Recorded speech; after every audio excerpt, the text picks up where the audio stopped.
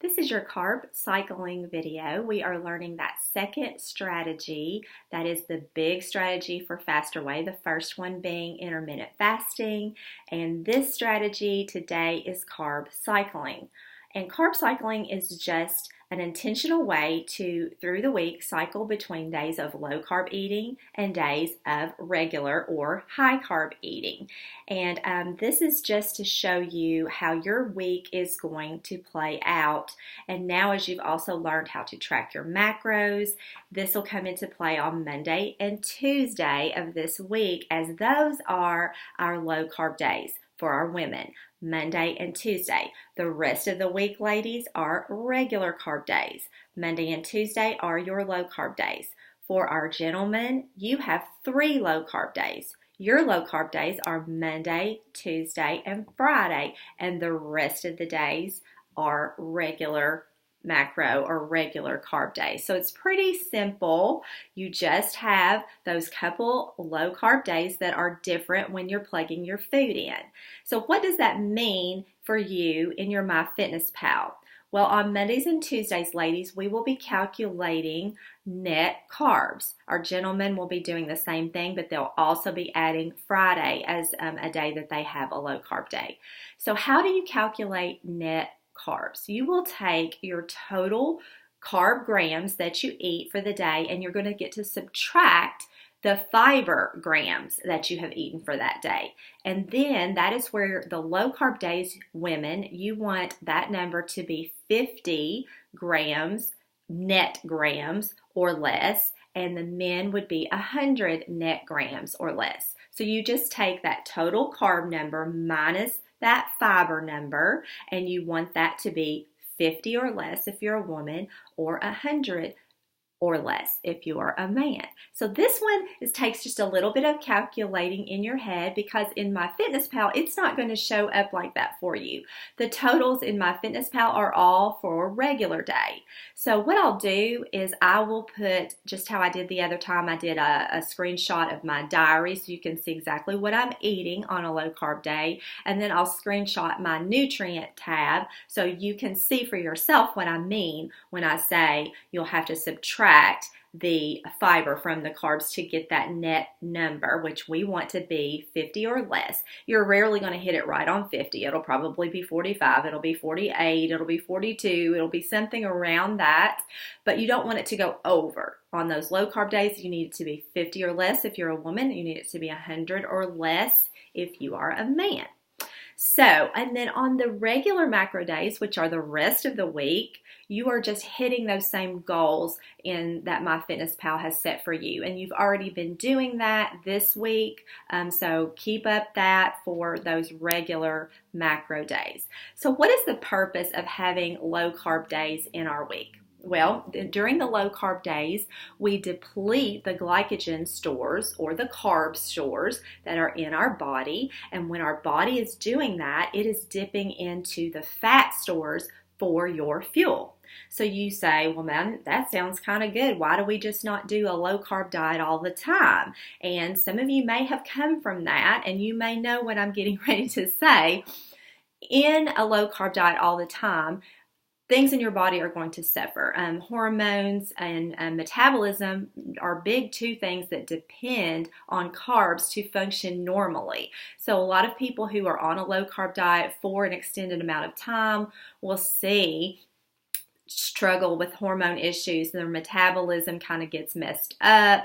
And it's just the fact that your body does need carbs. And what we do in this program is in those low carb days, we deplete the carbs so that your body is dipping into that fat for fuel.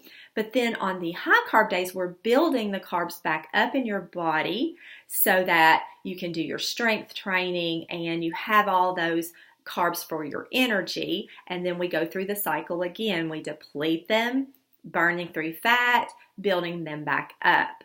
So that is the sort of this philosophy and the strategy and how it goes with the fat burning that our program does. There's lots of benefits to carb cycling. There is improved insulin sensitivity. There is hormone support. Thyroid function improves. So a lot of people, once they start doing this, they see improvements in those areas, which is very exciting. So it's a lot more benefit than just the fat burning, but the fat burning is, of course, number one, and why we're all here. So that explains why we don't just restrict carbs all the time. Now, our workouts are paired strategically with our days of the week. So on Monday and Tuesday, if you have been paying attention as we've been getting to it this far, we do HIIT, which is high intensity interval training, or Tabata, or we also on Tuesdays we do sprints. So it is best, if you can, to do your workouts on Monday and Tuesday fasted. If you can do them in the morning before you break your fast, that is preferred, only because that will cause your body to really be dipping in to those fat stores if you are doing fasted cardio. But if you can't do it in the morning, if your schedule does not allow for that, that is fine. You do it when you can. It's always better to do it anytime rather than just not at all. So really work on doing those workouts on Monday and Tuesday. They are huge, guys. They are a big secret weapon in burning fat, is getting those workouts in on Monday and Tuesday to dip into those fat stores. So that's a big key for you. Also, on our regular carb days, on Wednesday, Thursday, and Saturday, we are strength training. That is when we are building up those lean muscles in our body. That is when we are eating lots of healthy carbs. That's giving us the energy for our workout. And I want you to be focusing on lifting heavy. I want you to push yourself to pick up a heavier weight. That is how you are going to build that lean muscle. That is how you are going to get stronger. And so many people come to this program never lifting weights before. And guys, you all need to be lifting weights, women and men. And I love when I hear my clients talk about how much stronger they've gotten, how they couldn't do 2 or 3 push-ups. And now, after doing this program for just a few weeks, they're able to crank out, 4 sets of push-ups. And that's just thrills me to no end. And I know that you all can do this too. So push yourself in the workouts. Push yourself to lift heavy. Of course, you want to be safe and you want to be smart, but as you can pick up a heavier weight, I want you to do so. So as you can see, we have more days of the week that we're lifting weights. Only 2 days a week are we doing cardio. Cardio is actually not one of the big things in our program. We focus on, of course, nutrition as number 1. We focus on rest and recovery. We focus on strength training. And then the least important thing in our program is cardio. That might be different for you. If you have come to this program being a cardio queen, being on the treadmill, on the elliptical, killing it in cardio classes, this is going to be different for you. This is a flip of that. So cardio is just a couple days a week. The rest of the week, we've got strength training on Wednesday, Thursday, Saturday. And then we have a very key important thing is rest. And that is going to be our active recovery days. On Friday and Sunday, those are regular macro days. You're eating those carbs, but they're also a rest and active recovery day. What can you do on those days? Well, number 1, rest. If you're tired, if you're sore from your workout of that week, rest. That is important, and we don't want to overlook the importance of rest and giving your body that break. But if you'd like to do something, walking, swimming, yoga, Pilates, going and sitting in a sauna, those are all great things for active recovery. If you are a distance runner, active recovery days are a good time to do those longer runs. If you're running 5 or 6 miles, that would be a good time on active recovery days to go for those long runs. Now I get to talk to you about my favorite part of our program that fits into our food cycle, and that is Saturday. Saturday is arguably our biggest day of the week. It is the leg day. That is when we have our biggest muscle group, the legs. And that is our workout for that day. So since you are burning big time fat on that day, we are working out those legs. That is the day that we get to have a treat. So we call it treat day is Saturday.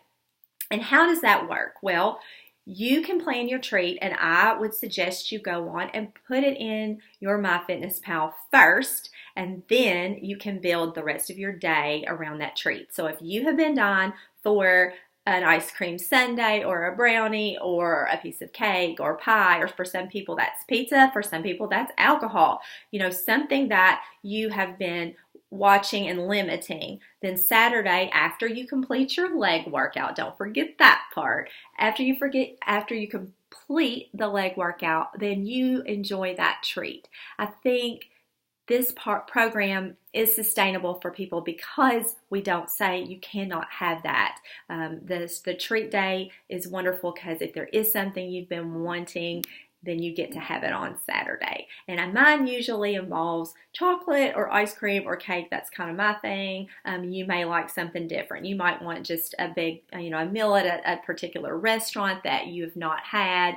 That can be your treat day. But go on and figure it in first. So guys, this has completed our carb cycling video. I look forward to seeing your macros starting this week that are going to include the low carb days. I will again post that for you so you can see exactly how the low carb days look in MyFitnessPal, and I will be looking for those macros this week.